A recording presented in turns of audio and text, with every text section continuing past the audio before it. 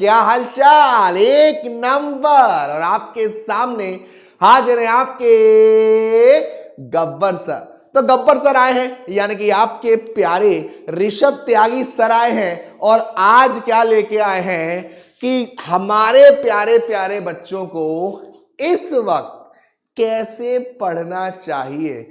अरे सर, हम तो ऑलरेडी पढ़ रहे हैं, किताबों के बोझ से लड़ रहे हैं, लेकिन इसमें कुछ नया क्या होने वाला है। देखिए, हो सकता है आप में से कुछ बच्चे इसको फॉलो कर रहे हो। अगर फॉलो कर रहे हो तो बताइएगा जरूर कमेंट सेक्शन में कि सर ये तो मेरा वाला गाना है। और अगर आपको लगे अच्छा कि ये आपके लिए हेल्पफुल रहती है, ये स्ट्रेटजी आपको अच्छी लग रही है, तो अभी आपको करना है। देखो, होता क्या है, जब भी आपके बोर्ड एग्जाम की डेटशीट आती है, तो जैसा कि मैंने पहले भी बताया था कि उसमें क्या होता है, जो आपके लैंग्वेज वाले सब्जेक्ट हैं, जो आपके मेन सब्जेक्ट नहीं है, उनके पेपर में भर भर के गैप दिया जाता है। बहुत सारे डेज दिए जाते हैं कि भैया तुम इनको प्रिपेयर कर लो, ये बहुत हार्ड पेपर है। मेन सब्जेक्ट के लिए इतना टाइम नहीं दिया जाता। अगर आप ऐसा कर रहे हैं कि अगर आपको फॉर एग्जाम्पल मैं एक काम करूं, मैं आपको आइडिया के लिए बताऊं, जैसे कि अभी हम 6 मार्च में है। सपोज आपका 20 मार्च को कोई एग्जाम है, सपोज किसी, मान लीजिए हिंदी का ले लिया, ठीक है। बच्चे कहेंगे सर हिंदी का एग्जाम तो हो चुका है। अरे मान लिया 20 मार्च को हिंदी का एग्जाम है, अभी 6 मार्च है।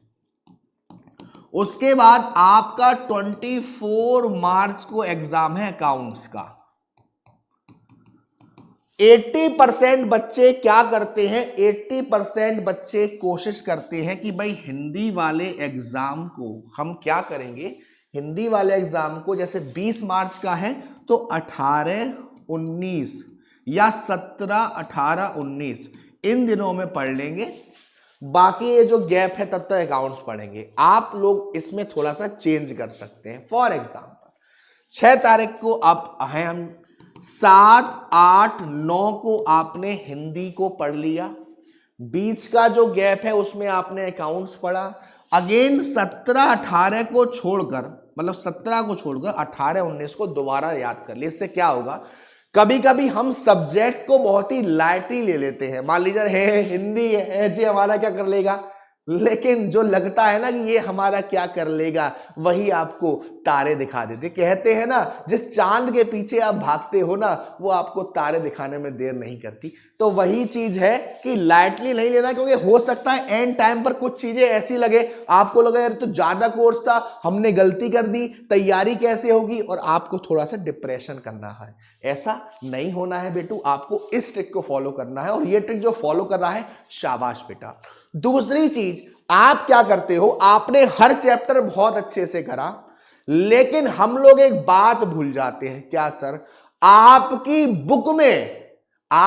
बुक में जो एमसीक्यू है, आपकी जो बुक आप यूज कर रहे हो, जो क्वेश्चन आंसर है, हम उसे देखते ही नहीं है। वो हमारे यूट्यूब की एड की तरह है, हम उन्हें स्किप कर देते हैं। आपको ऐसा नहीं करना।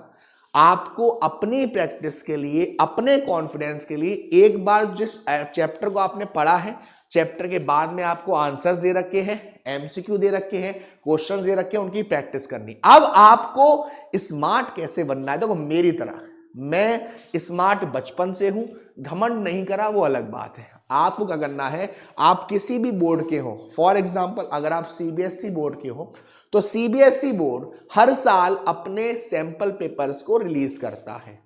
आपका जो भी एग्जाम है, आप सिंपल क्या करो, उन सभी के सैंपल पेपर को सीबीएसई की ऑफिशियल वेबसाइट से डाउनलोड करो। उसके साथ उसके आंसर्स भी मिल जाते हैं, मार्किंग स्कीम अवेलेबल होती है। अगर आपका पूरा सिलेबस हुआ है तो पूरे सिलेबस पर जाओ। अगर आप चैप्टर वाइज चैप्टर करना चाहते हो, फॉर एग्जाम्पल आपने 2 चैप्टर तैयार करें, तो क्या करो, पूरा पेपर ना करके सिर्फ उन 2 चैप्टर में से कौन कौन से टॉपिक्स, कौन कौन से क्वेश्चंस आ रहे हैं, उनको अच्छे से देख लो।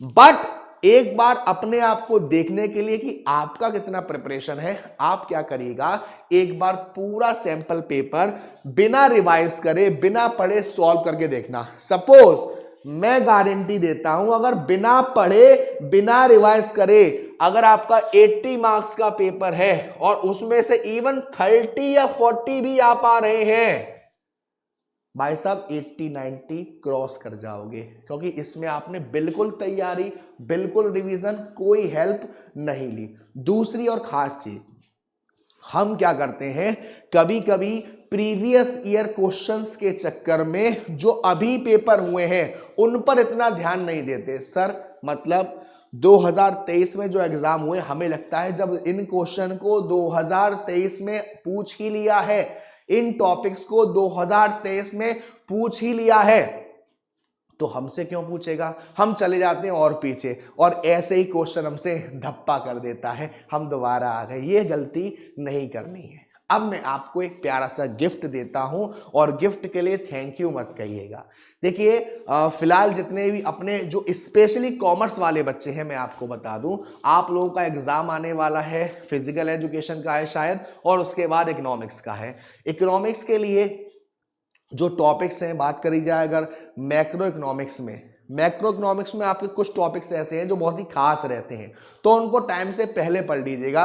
जैसे कि जीडीपी की limitations, national income, domestic income क्या होती है, सारे टाइप्स के आपको गुण बहुत ही ज़्यादा अच्छे से आने चाहिए। देन उसके बाद गवर्नमेंट बजट के objectives, qualitative quantitative instruments, credit creation कैसे होता है, रेवेन्यू रिसीप्ट्स के टाइप, फॉरेन के सोर्सेस क्या क्या है, डिमांड के और सप्लाई के, है ना।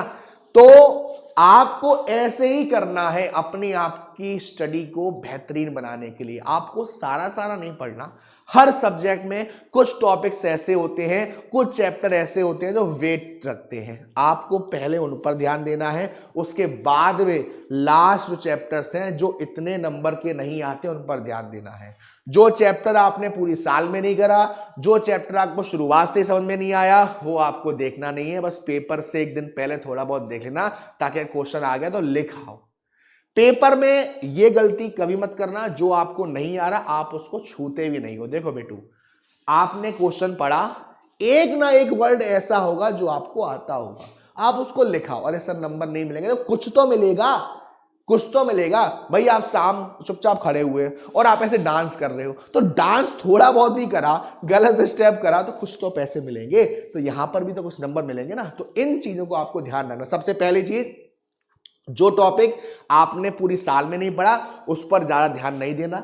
जो टॉपिक वेटेड रखते हैं, अपने आप में बहुत ज्यादा बार आए हैं, उनको बहुत ही अच्छे से डिटेल में कर लेना है। प्लस कोशिश करना कि आप जो भी कर रहे हो, जैसे जितने भी थ्योरी वाले सब्जेक्ट होते हैं उनमें आपको दिक्कत आती है लिखने की, और हम क्या करते हैं, हम उसकी प्रैक्टिस नहीं करते। हम कहते हैं यार एग्जाम में लिखेंगे। नहीं बेटा, आपको लिखने की प्रैक्टिस बहुत ज्यादा जरूरी है, स्पेशली इकोनॉमिक्स में, स्पेशली बीएसटी में। तो ये थी एक छोटी सी वीडियो, ताकि आप अपनी पढ़ाई को और बूस्टअप कर पाए। मिलते हैं आपसे बहुत जल्द, तब तक के लिए अपना ध्यान रखिए, मस्त रहिए। Tata, bye bye, see you. Gabbar sir